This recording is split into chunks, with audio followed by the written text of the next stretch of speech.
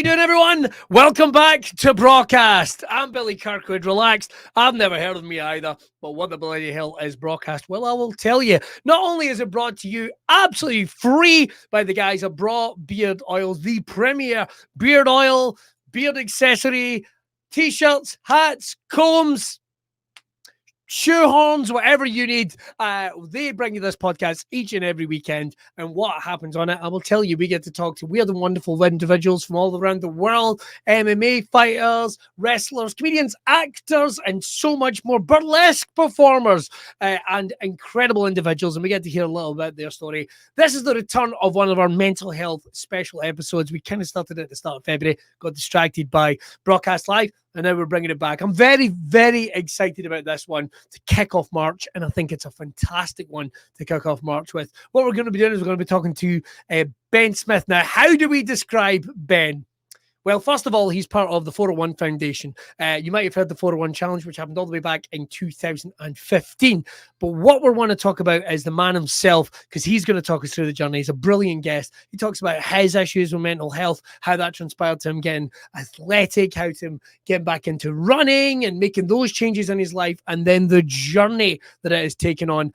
The man that ran 401 marathons in 401 days. And how it changed his life and many, many others. It's a great episode. I'm going to catch you at the end because this is a pre-recorded one. So I'll tell you what, let's hand you over to past Billy. Billy! Billy's going to be talking to Ben now, right? Not this Billy, that Billy. This Billy talked to Ben about 20 minutes ago. Not this Billy, the other Billy. Ben, I really appreciate you taking the time, and I couldn't help but notice that you even have the training equipment behind you. Is it just haunting you almost? Have you? But it's always there, you know. It's always there in the back of my mind, near enough, you know. No, I was on it this morning for 2 hours. I train 6 days a week at the moment, 2 of which are absolutely brutal days, and dare I say the other 4 are slightly less intense. What is your preferred day off? Wednesday's my day off. Right. Yeah, so Wednesday's my day off.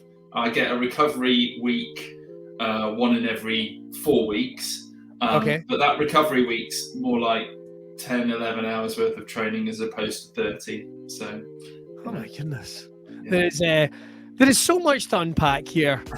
So I tell you what, we will plow straight in. First of all, as I just said before we started recording, I'm working my way through the book, first of all, which probably I think has one of the most incredibly hard-hitting impact sort of subtitles in terms of the man who ran performed 401 marathons. And is it 401 days? Yes, yeah. Ran them in 401 days, yeah. Oh, so my 10 goodness. days off as well. That hurts everything just saying the words. But it changed your life forever. Unpacking that, what was the impact? How did it change your life forever? You must have been asked this question before, but what was that immediate impact to you? Well, I suppose the impact was based on the reasoning behind why I did it.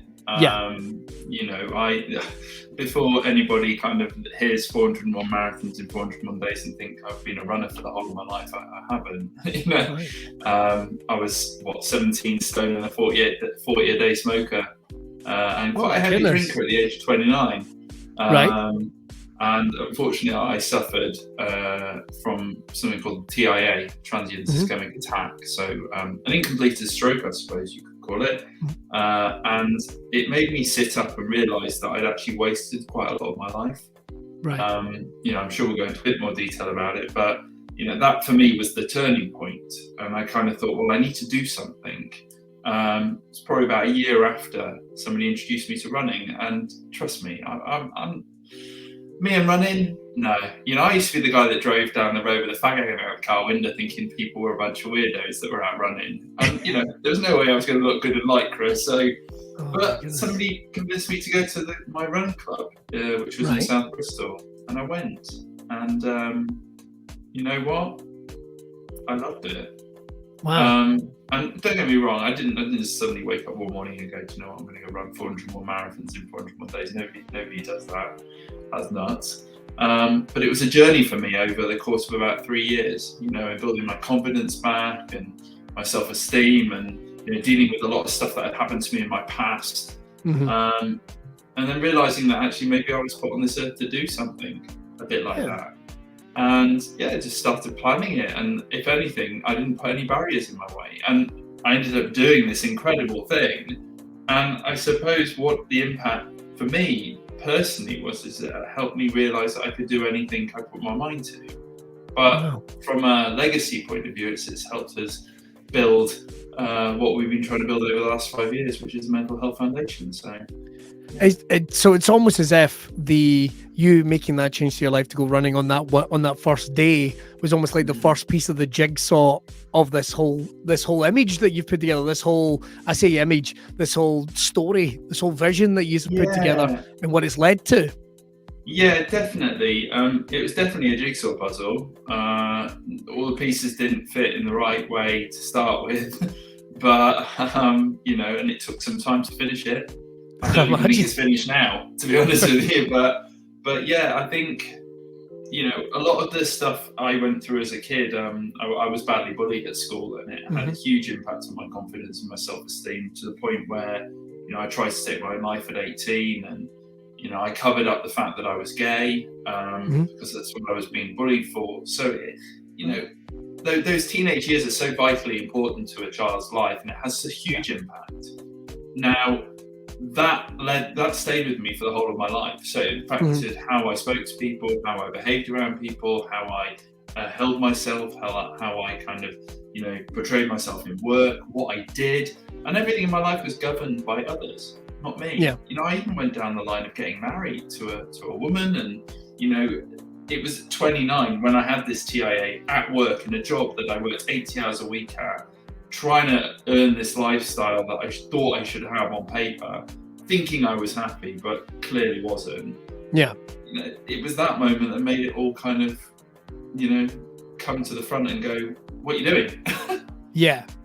And it's so weird. I don't know if it's like, is it our emotional growth or our emotional the journey that we go on that almost makes you look back and realize that there has been, you know, this bullying or the trauma. Well, because that's the phrase. I mean, I'm a stand-up comedian. I tell dirty jokes for a living. But I was bullied at school. I was quite an introverted little kid, to be honest. Little weirdo. And then as I grew up in life and you start making a journey, it's like I knew this wasn't right. And that's what I got from the story when I was reading some of the stuff in the book, was the parallels, because that is what has really made this reach out to people with what you're doing, because you are an advocate of mental health, you are an advocate of making these changes all for the right reason. How has that been when how have people reacted to your story? Have they made a connection? Have you had people really hooking on to what you're doing from everyday different lives? Because here we are, two guys who probably couldn't be further apart in terms of some ideals, but there's a very similar thread in there in some respects. Yeah, I think, you know, when you look at, you know, if you read the book or you hear the story behind my life, there's so many parallels to near enough everybody's life out there. It's incredible the amount of stuff that, you know, people don't share. They portray what they want to portray because either they see it as a weakness or, you know, it's not something they feel comfortable in sharing. You know, I was really lucky with the challenge. We built the challenge in a way that we wanted people to be involved in it. Yeah. You know, yes, I was the guy that made the decision to go and run a marathon every day for 401 days. There was no expectation that anyone else was going to do that. But what I had got from running was the sense of community, the sense of being around people. And that's what I really loved. And that's what brought me out of my shell. So you might hear the saying, you know, if you could bottle something and then give it to somebody else so they could feel the same way. That was kind of the reasoning behind why we wanted people involved in the challenge. And we did. We had 13,500 people that came out and ran with us. Incredible. All from around the UK. And we're talking, I think the youngest was 5. You know, we had a newborn baby, but that was in a pram. But, you know, it didn't run. And then we had a guy that was 2 weeks out of a hip replacement at the age of 82 down in Minehead that ran with me. It was oh my it was God. nuts. We had people of all different sizes, backgrounds, religions, sexualities. But it was almost a place where people could come to almost share the message behind what it was we were doing, and that was to basically say no to people being attacked for who they were. Yeah. And that for me, that was my sexuality. For others, it's other things. But I believe fully that nobody should ever be made to feel bad for who they actually are, and everybody should have the right to live the life that they want to live, no matter 100%. What that is. And one of the things that the challenge and the work you've done is what I thought was incredible, just looking at what I could find online, even people just commenting on articles and what have you, is how much it's opened the conversation of mental health, and like you say, people feeling liberated almost, and them getting an understanding of it. In terms of putting the challenge together, we'll bounce about a little bit, I'm sure, but in terms of putting the challenge together itself, the first question, and I'm sure you've been asked this, where did the number 401 come from? Because I was curious, why not 399? Why not 400? Why 401? Yeah. Well, I love to say that I was born at like 4:01 in the morning, or on the 1st of April.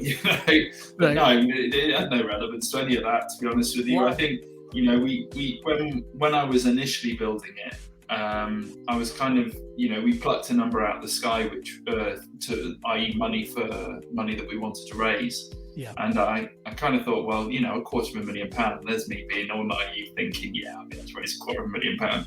It's bloody hard to raise £250,000. So after realising that, and thankfully I realised that quite early on, I kind of thought, well, okay, we need to do something which can kind of cajole people. It can bring people together. It can kind of almost amass this following.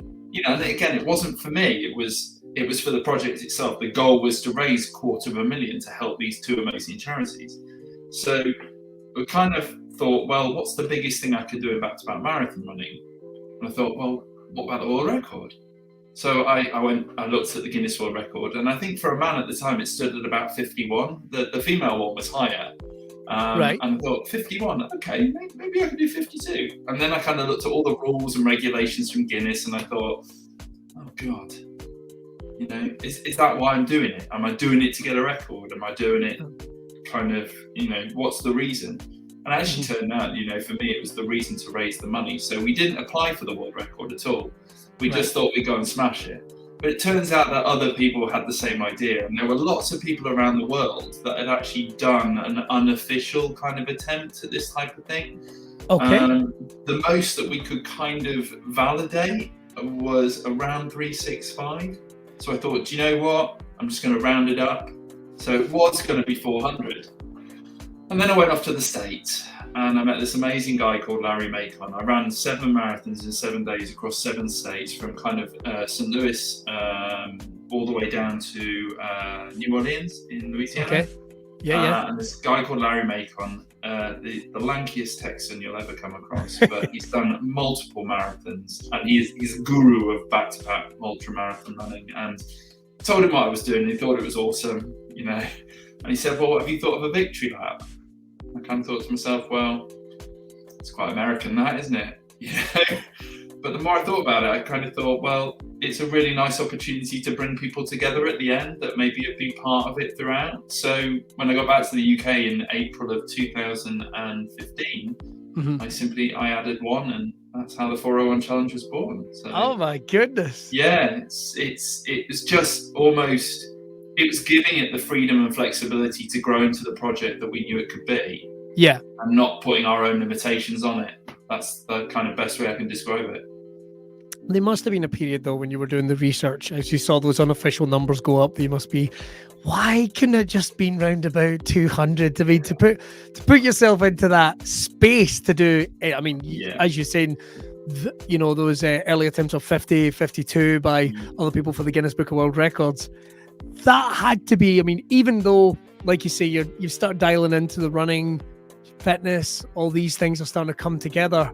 Was there at any point any doubt that you'd be able to get up near those numbers? Because that sounds like it's a gargantuan undertaking to do a marathon, let alone 401. Yeah. Honest answer, every bloody day. You have, I'm a pretty normal guy. I'm not very eccentric when it comes to kind of your marathon running, and there are some real characters in the endurance running community, and they're all amazing, they're all lovely people, but I'm just pretty normal.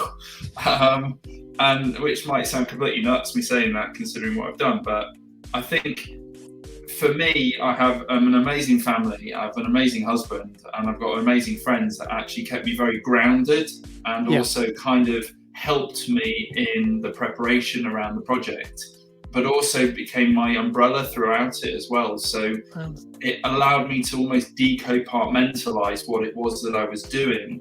And it sounds really silly, but I get asked the question a lot about how I kind of kept going throughout. And for me, it was putting things that were normal in for me. If I thought, oh my God, 400 more marathons in 400 more days, that's a huge number. And actually to think about achieving that 10,500 miles or from here to Sydney, it's huge, the numbers.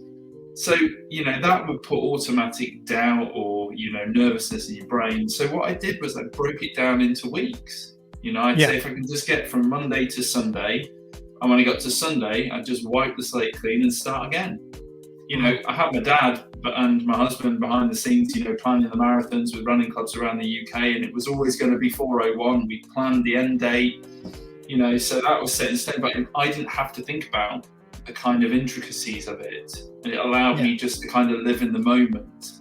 And then, meeting the 13,500 people, getting to run with people and, help them run further than they'd ever run before, or people run their first marathon, after only ever running 3 miles in their life before, that look in their eyes, it's so motivating. And actually you forget about the sheer giganticism of the number. Yeah. And then you're at the end and you're like, okay, we did that. All right. I it's wonderful to hear the support, like you say, of your family and your husband. But to break it down a little bit, when did that conversation first happen? Because I've been away for weeks doing festivals. I've been away maybe on tour, or maybe it's been a weekend where I've been gigging in Birmingham, and that can be a strain. But in terms of how do you even? I mean, I'll maybe take my wife out for dinner or something, but how do you work your way up to having that conversation? I'm very lucky. I have a husband that's very independent, and I think, to be honest with you, prefers me to be away. So, oh, really? He's amazing. I met him in December, the December of 2014. So we'd only been together about 9 months.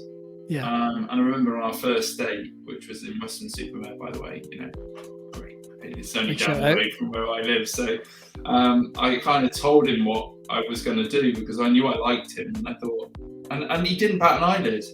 It turns out he actually didn't hear me properly. So, but, the more and more we talked about it, he kind of just went, well, I'm doing my thing. You go do your thing. And, if you work it out. But yeah, he was amazing. He gave up.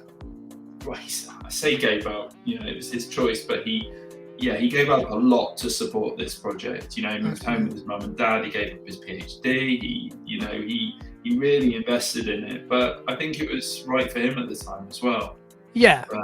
The conversation with my mum and dad, that was very different. Oh, really? Mum cried.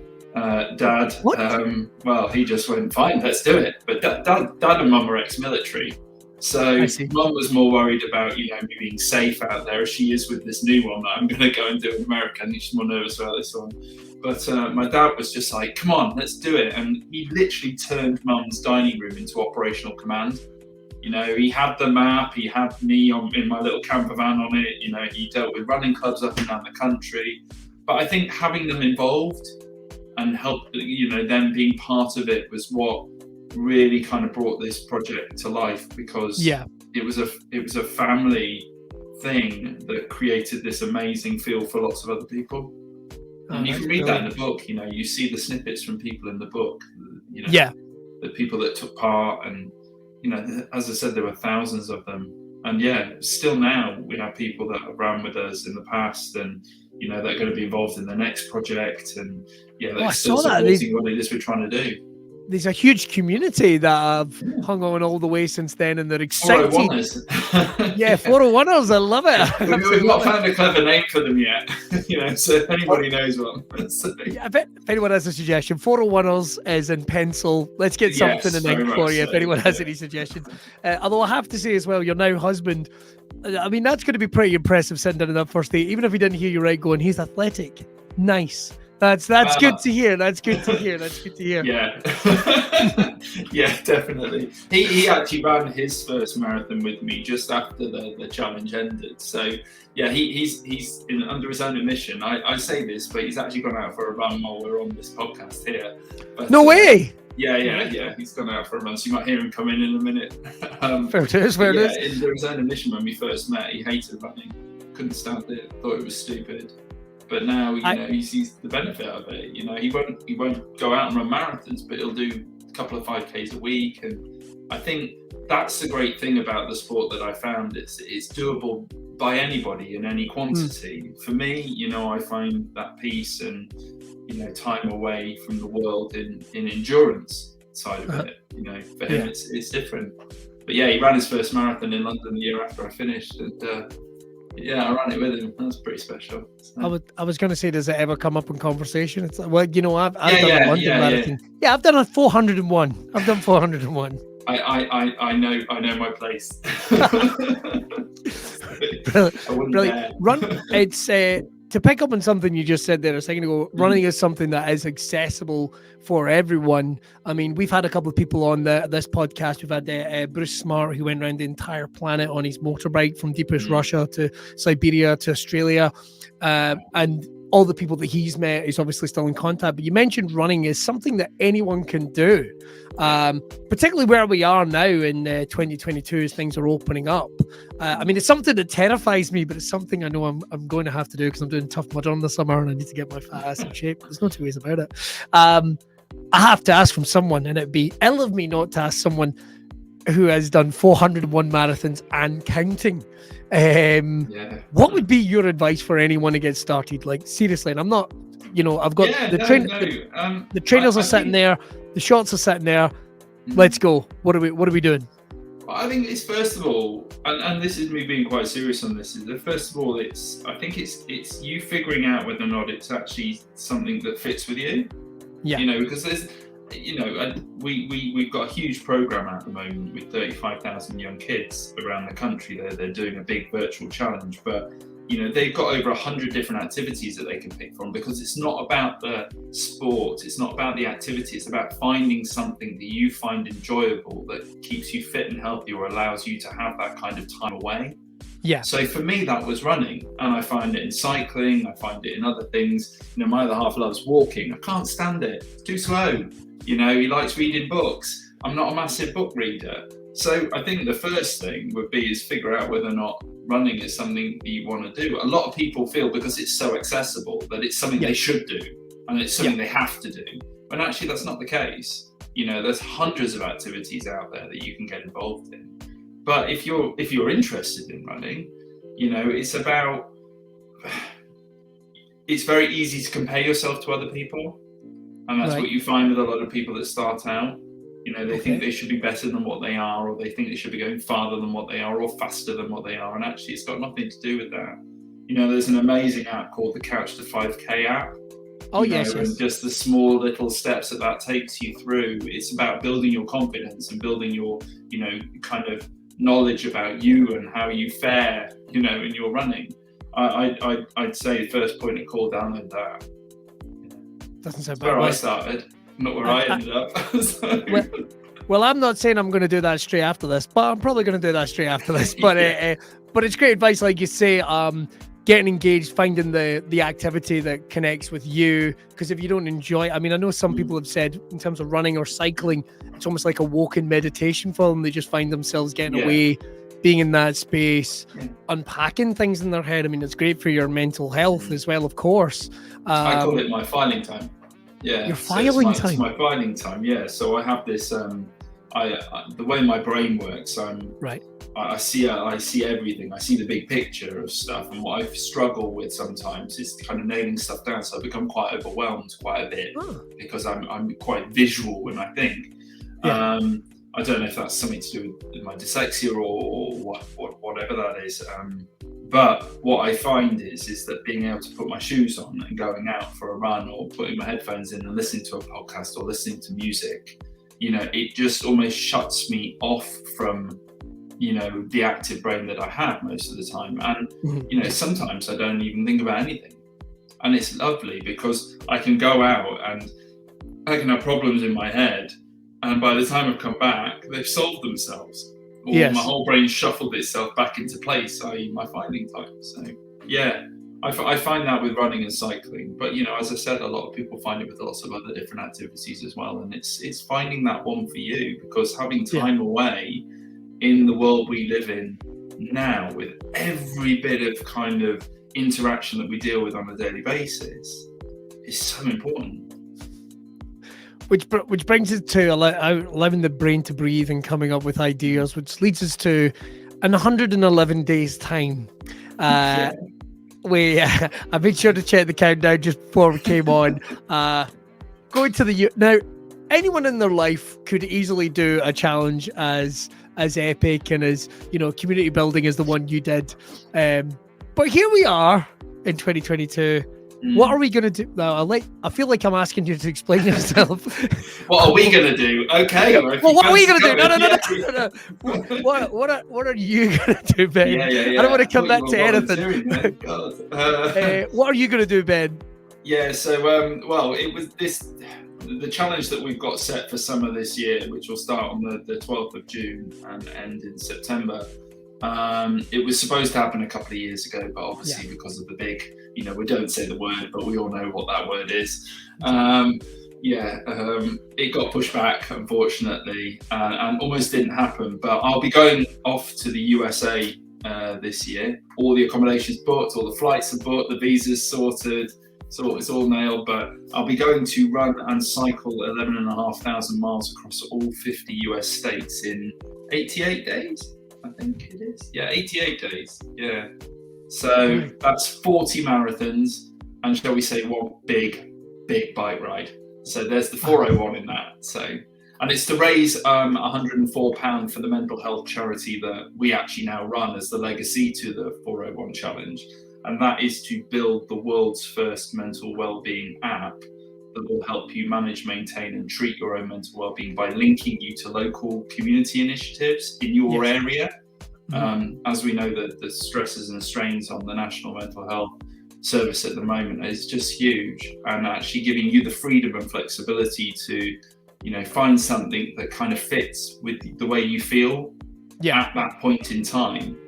I think is vitally important, and may end up helping us. So, certainly something that, like you say, itself an app that would be accessible to everyone, and also have to ask. You're going to do the 88 days. Yeah. Will there be a victory lap on that, or will it? No, we haven't got the time. Unfortunately, we've only got 90 days to do it, because we had a bit of bad news before Christmas. We were going to be doing it in 120 days, and we were. But unfortunately, the US Embassy, we were to go out on an extended stay visa, but unfortunately, because of the word that we don't talk about, they're not interviewing for the extended stay visas until September this year. And obviously, that's way after when we finished. So we had to make a choice as to whether or not to scrap it or to bring it down into kind of under 90 days. And we've done it. I'm in the middle of planning, the daily routes now, but yeah, it's doable. It's going to be tough. It's a solo project. There's times out there where I will have a couple of people that might be with me, but then there's a lot of the time where I'll be on my own. So, and that's scary.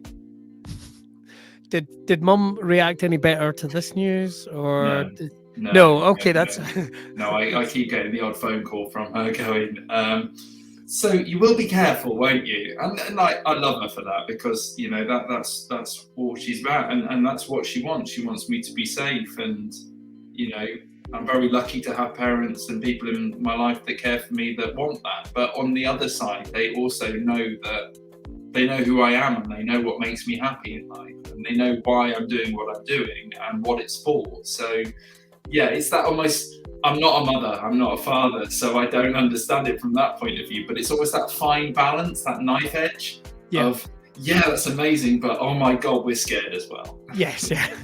Yeah. They'll also be scared. They'll also be excited for you to see you do this again, because they know how much this this makes your heart beat, how much this makes you excited, and how passionate you are about it. Because it oozes out you whenever I see you talking about this.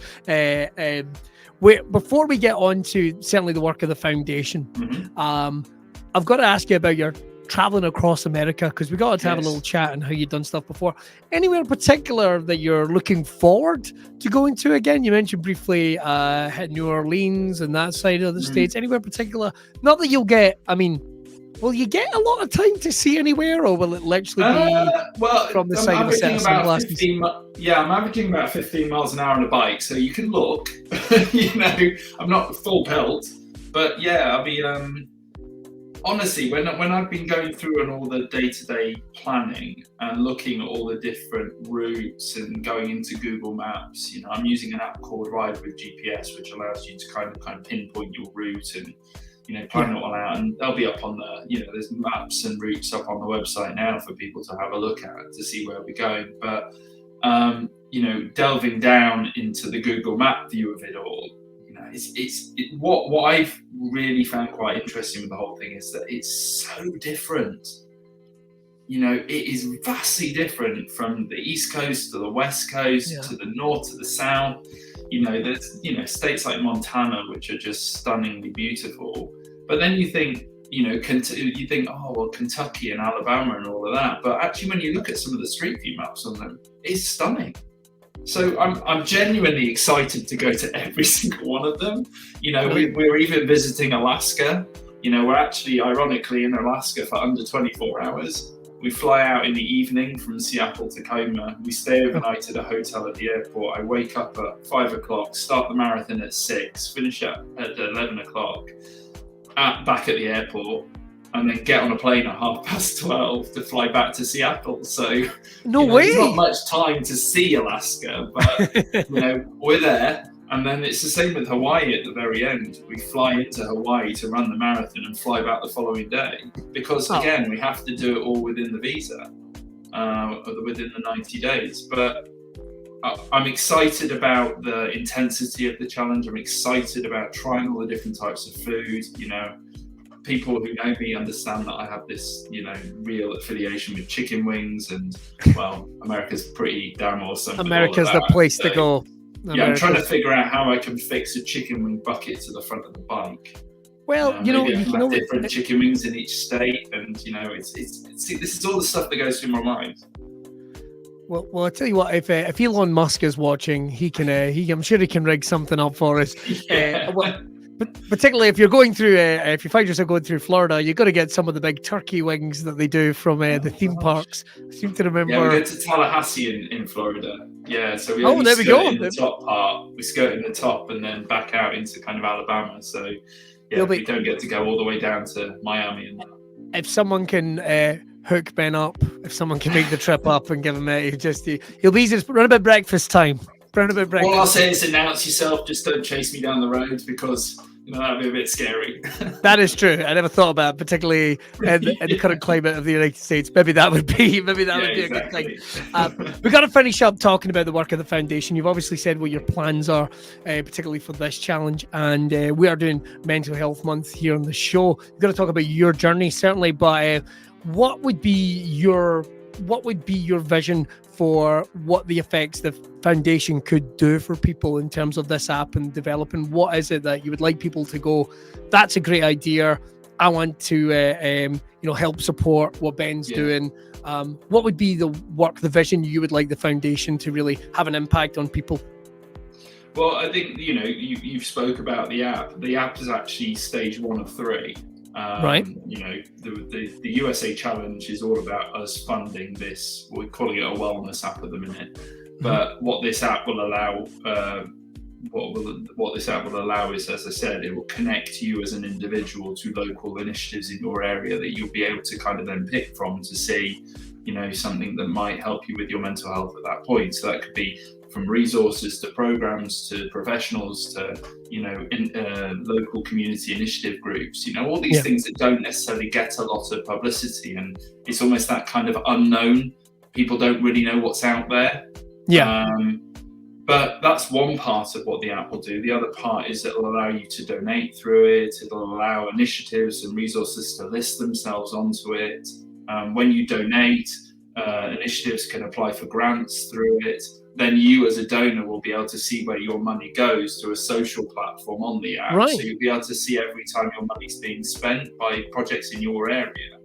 So it's about creating that level of trust and transparency almost that then shows you that actually the money you're giving is actually going to something that's working. And then the second part, so that's our 3 years, 1 to 3 years. The second part, 3 to 5, is about building a network of over 200 volunteer ambassadors around the country that'll help us kind of bring the awareness of this app and start to activate it out into the communities around the UK, so all 96 counties. And then our 5 to 10 year plan is to open 20 wellness hubs around the UK, which will be centres within kind of key cities of the UK that'll help local community initiatives grow and become sustainable. Because applying for a grant's a great thing, but if you're consistently doing that, you're not growing. And actually, I suppose our success, the success of our charity, is that the projects that apply for grants from us don't need to do that going forward. But the whole ethos of everything that we're doing is about giving people options, giving people freedom to treat, manage and maintain their own mental well-being the way they can. It's different for everybody. And it's different for everybody at different times in their life. It's not a one size fits all. And we start to hear that now. And as I said, you talk about, we've talked briefly about the stresses and the strains on the National Mental Health Service. That's not going to change. And if anything, it's probably going to get worse. So knowing what's out there, giving you the freedom to choose and look for yourself, I can only see it helping. 100%, and like you're saying, it's a conversation people are having more and more, and whether it is affecting you directly or it's something you want to help support, you guys are covering that straight. So people are being educated and being helped at the same time, regardless of where they are. That's incredible. I'm not going to lie, it's an ambitious plan, and it's not been done before. But I suppose that the one thing the 401's kind of got going for it is the fact that it is quite renowned for doing things for the first time. I've got an amazing group of people that, from our board of trustees to, volunteers that work with us, to the supporters that we have that just believe wholeheartedly in this vision. And, we will collectively get it across the line. We will build it. America will be a success. But we just need people to kind of get behind it and come along the journey with us. The kind of way people can get involved with what it is we're doing. In April, we'll be launching all these different types of fundraising initiatives that people can get involved in towards the £104,000 campaign to build the app. That's stage 1. And that's how you can start making a difference. Well, that is ironically what I was actually going to start asking about. How can people help support at this stage or support going forward? I mean, obviously there's a lot of excitement about it. What is the best way for people to get involved this day? Is it to wait to April, or is it to track the journey just now and then make donations, whatever way they want to go about it? Yeah, I'd say the first step really is, if you don't already follow the 401 Foundation or the challenge on social media, you can do so, and that's either at the 401 Challenge or the 401 Foundation. And we post daily on there with regards to what it is that I'm doing for my training at the challenge side of things, and from the foundation what the vision is and what we're trying to achieve in the future.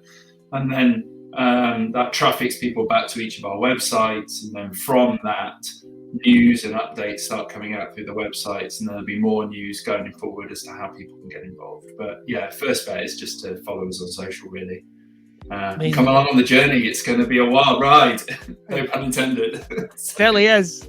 After the 88 days across America, what is there any other plans? The moon? Are we going to try and get you up there?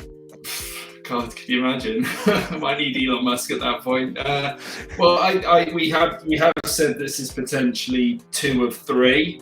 You know, and running and cycling. So, you know, naturally, potentially the third one might involve water, but it ain't going to be swimming. You know, so. All right. But then, you know, you never know. At the end of the day, I'm in a very different position this time round than what I was last time round. Yeah. You know, I have a purpose. My purpose was to complete that last challenge. I struggled a bit afterwards because I lost my purpose, but then that kind of manifested back in itself in the form of the foundation, and that's the lifeblood. That's the future for me. You know, it's about making sure this app works. It's built. It has the best opportunity to affect a positive change in people's lives. We build this network of amazing people, and we build these wellness centres around the UK. So maybe that's my next challenge. I don't know. Maybe, yeah. Anything that doesn't involve cycling or running might be on the cards as well at this point. No, I really do enjoy both of them, but I might need a bit of a break afterwards, you know. I can understand that. Ben, it has been such a delight talking to you. We're going to make sure that anyone watching is going to be able to get in touch, and make sure to follow all the links on this next journey. And please, if you do get an opportunity, head back and check out Ben's book. It is phenomenal. I'm very much enjoying it just now, and I'm nowhere near the end, and I hope I don't cry. There better not be anything in this that makes me cry. Because I am. It's a bit emotional. No, don't do that. Don't do that. It's been an absolute pleasure. An amazing episode, and we are going to keep you up to date with what's happening on the challenge in the United States. It's incredible. 88 days. If you would like to try the journey, you can do that over, like Ben says, on Twitter and on Facebook. Be a part of the journey. And you know something? Make sure, if you fancy undertaking it, something he mentioned right in the middle of it, maybe you want to give running a try. Maybe it's something you're thinking about. The Couch to 5K app. This lad's already downloaded it, so maybe I'll be doing my own journey myself. But if I could do one marathon, and like he's doing 88 in 88 days, I'd be lucky if I could do one marathon in 88 days. But it's a target. That's all we've got time for on this episode. Again, big thanks to Ben and his team at 401. Thank you for coming and talking to us. We're going to get more incredible guests coming up in the next couple of weeks. But for now, that's all we've got time for on Braw Cast. Make sure to head over to the shop, hit that like and subscribe, and hit that follow button if you are on Spotify. We'll see you next week. Bye.